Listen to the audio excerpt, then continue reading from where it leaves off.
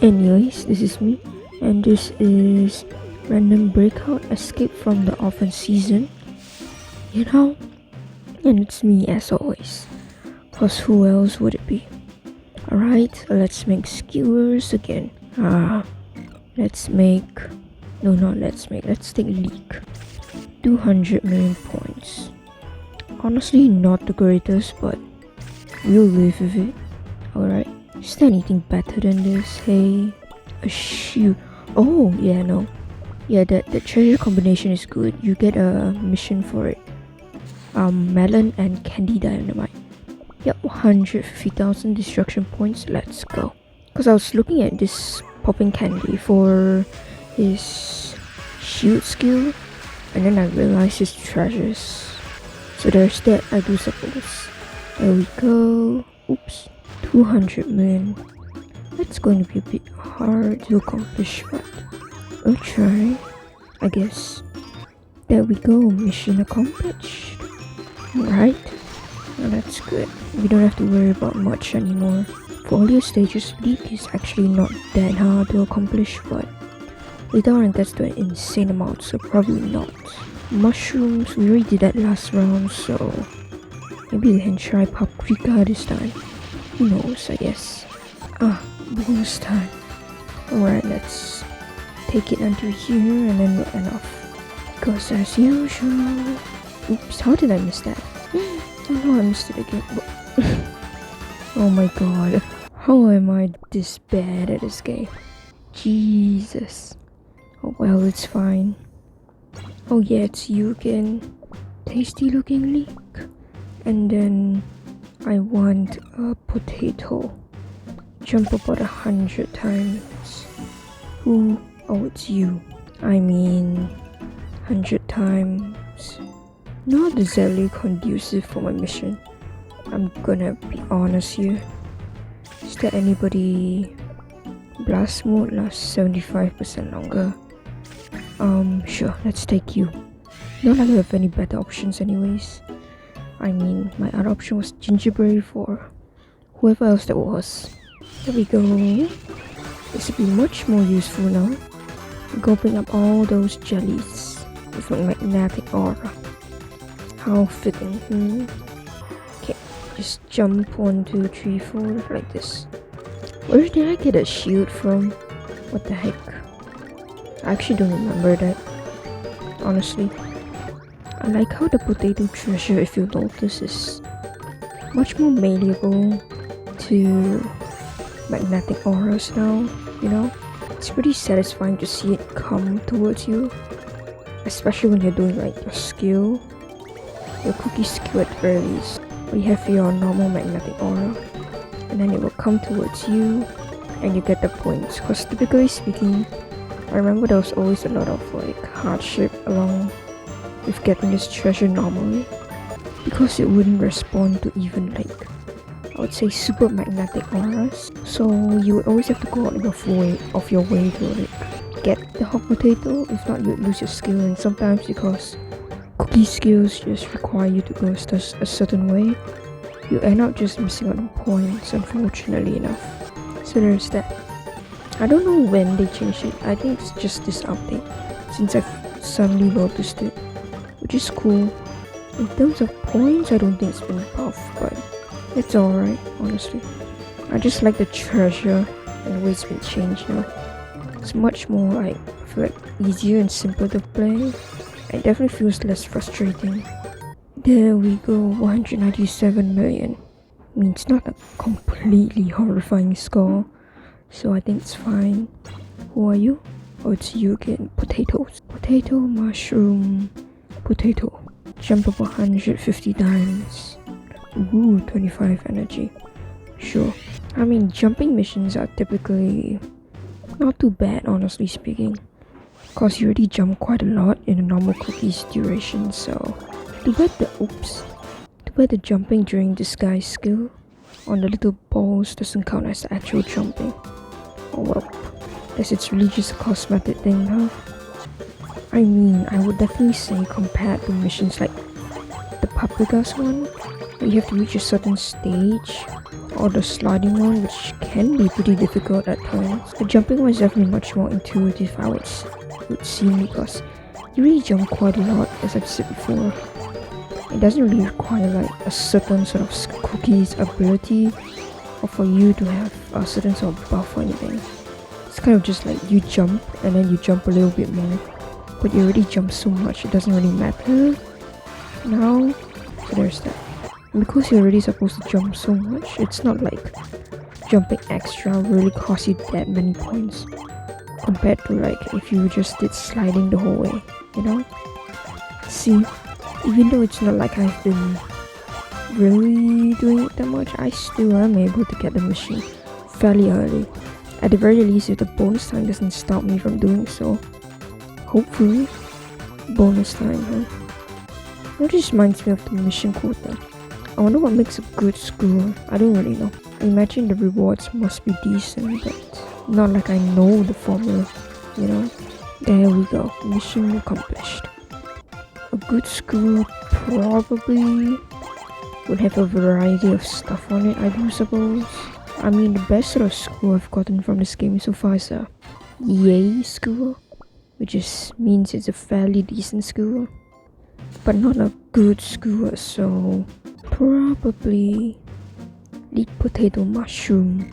Gonna say leek. 400 million points. Yeah, this is exactly what I didn't want. None of you make the cut. Jeez, what is his pool? Knight, I guess. He's good in this area. I'm not sure there's more bonus times after this, but he's definitely good in this area because of the HP section that will be coming up, so there's that. Well, I'm not entirely sure whether he will be able to complete the mission or not. Hopefully with the help of his, unique traits and the map itself, we will be able to at least get that done right. Because if you miss out just a single school ingredient, I'm pretty sure it counts as just a halfway decent school, even if the missions themselves are pretty ludicrous in what they're asking you sometimes, so there's that. There we go. Into the forest of the horned gnomes. Are the frogs the horned gnomes? Wait, no, that's the wrong place. Jeez. There we go. That's the most satisfying part. The one when you get all the HP potions and you just see the bar shoot up like no other. 1, 2, there we go. I mean, with the help of the magnetic aura, we shouldn't be able to miss that many HP potions, but still. Just a bit tentative about, missing them, I guess. Because it's uncomfortably close truth I've been to many times. You won't believe how many times I've missed a HP potion in that one area and then just died in it because the HP drain is just a bit too much to handle. Poor Cookie's flour, Speaking of which, actually no, what do you mean speaking of which? Anyways, I know you guys can tell, but just now I paused the recording and went out, and apparently my delivery is here. I'm happy. I just had to say it, I don't know. But it made me happy, so I'm gonna say it. I mean, I've been waiting it for very long now. Just 期待, Because it's a glass pen. And I've been staring at it all this while. And then it just got stuck in the mail somewhere along the way.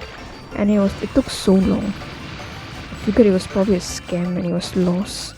Or at the very least something like that. But no, it just took really long to come for some reason. It's been over a month or more, and I mean it's not for, and it's for good reason that we thought it was a scam and / all lost, so there's that. But, well, I'm happy it's here today, I can't wait to open the box up and take a look at it later. Happiness in the glass pen. Oh, I can't wait to use it. I wonder what paper. I think I'll find the paper later. School ingredients: potato paprika, leek potato. We are not going leek. Jump about 200 times. That's horrifying. Alright, but we'll do our best. Who are you? Scorpion. Actually, Scorpion wouldn't be half bad, but Kinda just looking for a buff, not gonna lie. You could work, but I'm going to go with the safer path and say Alchemist, since she has revival. So I've got a longer period of time to finish my mission, at the very least. Oh yeah, this is a bad area for that kind of mission. Jeez, I can't jump at all, since I need the Fire Blast jellies. And jumping kinda makes you miss them. So it's not exactly something you want to do with the literal abyss of cave of monsters just lying beneath our feet. Our little pitter-pattery feet, okay? Still thinking about my glass bag. Oh, okay, we are pretty much halfway there. I mean, despite the horrendous looking number, it's surprisingly not too bad to accomplish. Oops. Oh, why do I attract? Ah, I see. It's because of our treasure compass.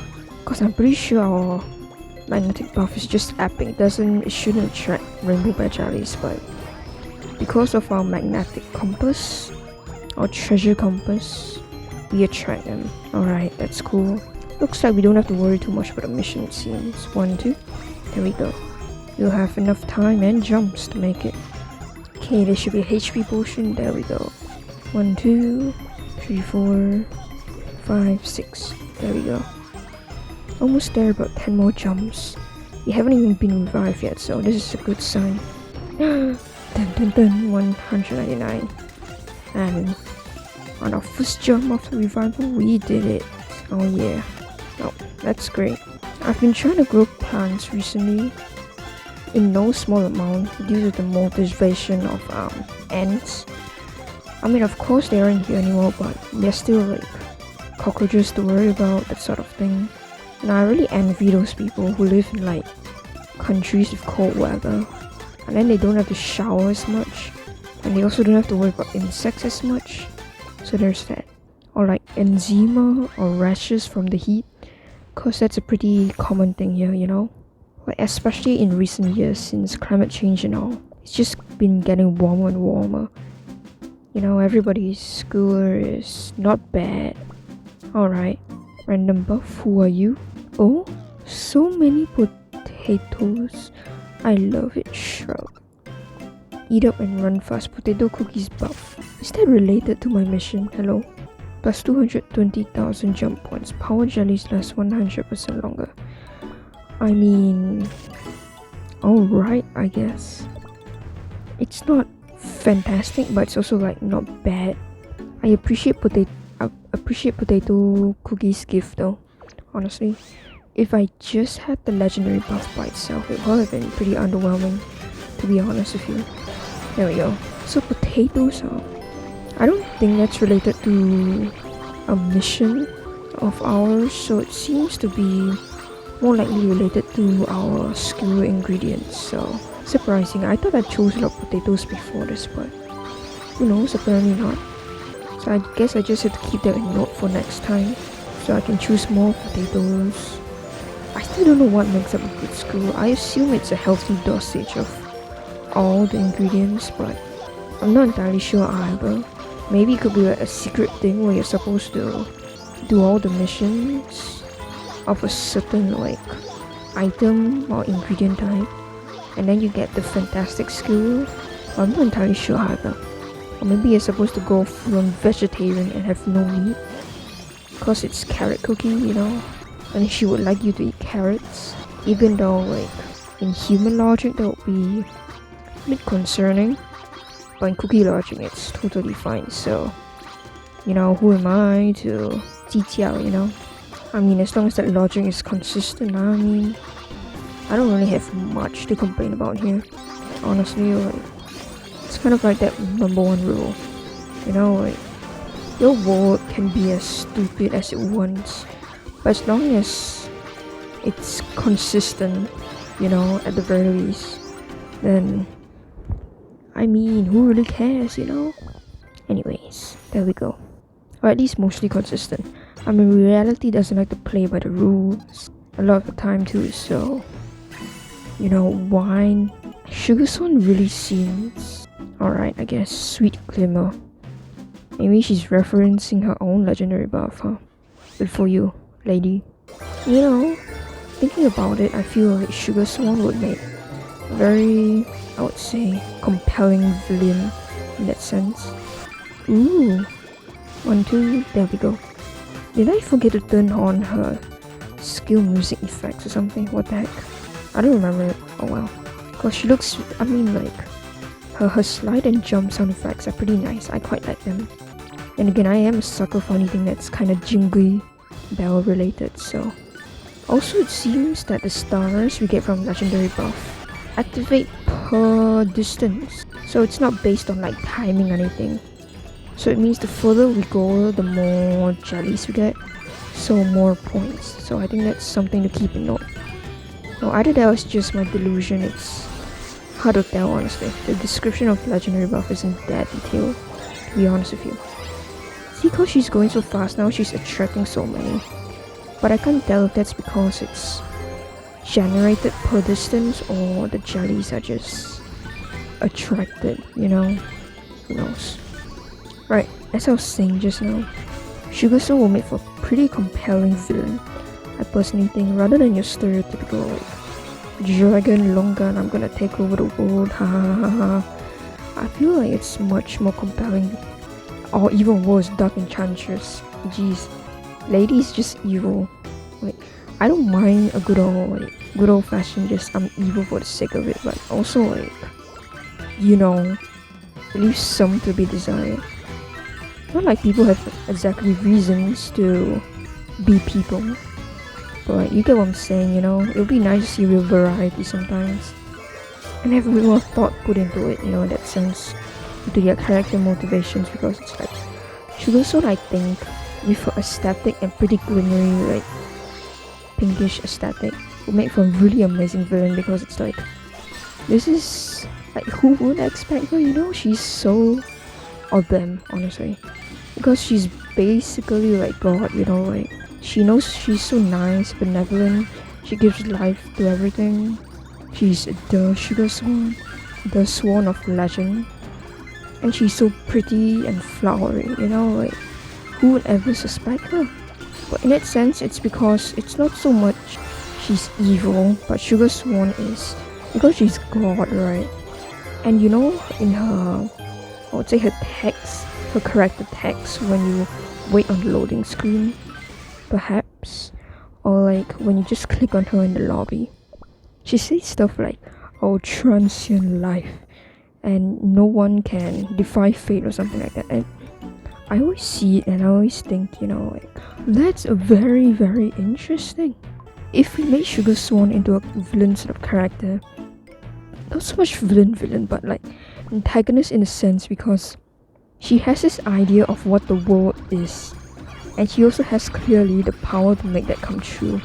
She sees fate and people in that fate as like unmovable, you know, like she cannot accept anything outside of that binary, because to her that's all it is, because she is the Sugar Swan and all life is transient. There is no favor in her eyes, there is no, what do you call it, I guess cookiness, because you can't necessarily say humanity, these aren't humans, but yeah, like she doesn't care so much about the individual cookie, because regardless of whether it was blue slushy, panna cotta, or even Dark Enchantress there to welcome her back, she wouldn't care, because she's the Sugar Swan. Why do they care to her?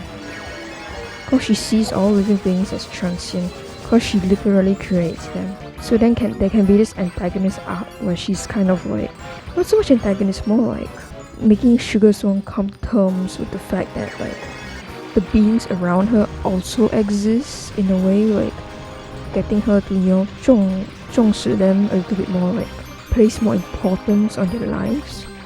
Or it could be coming to terms for like the characters that surround her and realizing that Sugar Swan as she is, they have to come to terms with the fact they'll never really be able to like reach her in a sense and be close in a relationship, because she sees everything as just like passing by, as well transient and ephemeral, you know. So it doesn't really matter so much to her, whoever is there. And then there can be this arc where like the cookies around her have to realize and come to terms with that fact, you know? And then maybe there can even be one arc where it's like there's a cookie who really doesn't follow like Sugar Swan's normal way or typical way of thinking, and then they do something that they aren't supposed to, like really out of the way. Like I'm talking like not exactly outright evil, I guess, but more just unexpected, like against fate, you know? And then Sugar Swan can come in and be like, wait, no, I don't like that. And then the cookies who's around her will see this and be like, wait a moment, but it's not actually that bad. Why are you so against it? And then they realize that Sugar Swan is, yeah. You know what I mean? Like, there's so many possibilities, honestly speaking. Like, they could make such a good story, you know? But maybe it's just me. I have this thing for religion and God. I mean, I may be agnostic, but like, the idea of it has always interested me. You know, I've always wanted to believe in a God. I'm not gonna lie. Like, I mean, it's nice to believe in something that you're not alone out there, but whatever. That's just me. You know? So like, Sugar Swan could make for a really good character. You know? I mean, that's the reason why I favorite her, but it's like, this is Dev Sisters after all. I don't think they're gonna make something out of it, I guess, but still, it would be cool to see something like that. Oh man, my authorial tendencies are just acting out here. Like, the scenarios are running wild in my head, you know? Kind of like with Lotus Dragon. Like, sure, I like them because of the character design and everything, but also like, I like it because of the possibilities they represent in terms of story, you know? Like, there's so many things, and because they're so different from like the typical dragon, say like Lychee, where Lychee is just basically some sort of evil like succubus in dragon form, but genderless, so now she can attract anybody and everybody. Not she, but they. Lord, my lord. But yeah, okay, well, there's that, and the fact that I like the dragons and non-binary, because I'm non-binary. You gotta love that representation. Oh, this is so stupid. But anyways, yeah. Like the idea of wish granting, I feel like, but for a price, like your life, to sustain themselves, is something that's really interesting to me, you know? Like, I feel like you can construe as all evil, I guess, but also, I don't think the Lotus Dragon is all super evil. I mean, like, they're just doing it to prolong their own life, because they don't wanna, you know, crumble into pieces. But they're also not like, I would say, all benevolent. So it's very interesting.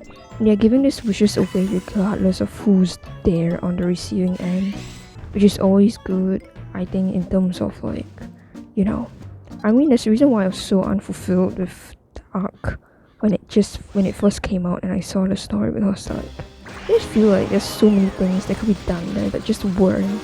Like, I know there are limits, but still, it's nice to fantasize a bit sometimes, you know, about what could be. Because it's just such good material, you know, like, you have this whole world and all these characters. I get you want Gingerbread to be like the poster cookie, like Gary Sue in his finest form, but still, that doesn't mean you can still make it good, you know, like, just because, you know, your main demographic's children doesn't mean you can't make it interesting or for adults too, you know? Or maybe that's just me, honestly. I'm thinking too much about this. It's kind of like that thing where, like, you know, you sell your soul to the devil, and it's always the devil's fault in some sense. But it's like, also, you know, you, like, the person who summoned the devil, I mean, it's not like the devil, like, typically speaking, coerced the soul giver to give their soul to them. They were just there, they were summoned, they were offered a trade deal, they gave a trade deal, and the other person accepted it out of their own will. So like, it's not exactly the demon's fault, you know. It's more like the person's fault for kind of falling for that whole thing. Like, they literally summoned the demon themselves. I don't know what you were expecting, you know. Like, but that's some stories, of course, you know, and only really those stories that like say, you know, it's not my fault, I did evil thing, it's vague, unnamed, very evil, entity, you can trust me, they did all the evil, I didn't do anything, something like that. It's very black and white, which is, I mean, it's not a bad thing. It's nice to look at things that are black and white, but like, you know, morally gray is more fun. Or maybe not. Who knows, man? I'm just rambling at this point. Good lord, I haven't written in so long. I haven't written poetry either. Jeez. Anyways, despite our outlook from the start, we actually did surprisingly well, so there's that. Anyway, as usual, let's thank our comrades for being with us here today and sugar so on, because I don't know how this exactly happened, but it happened, so there's that. And yeah, thank you for watching, take care of yourself, and love ya.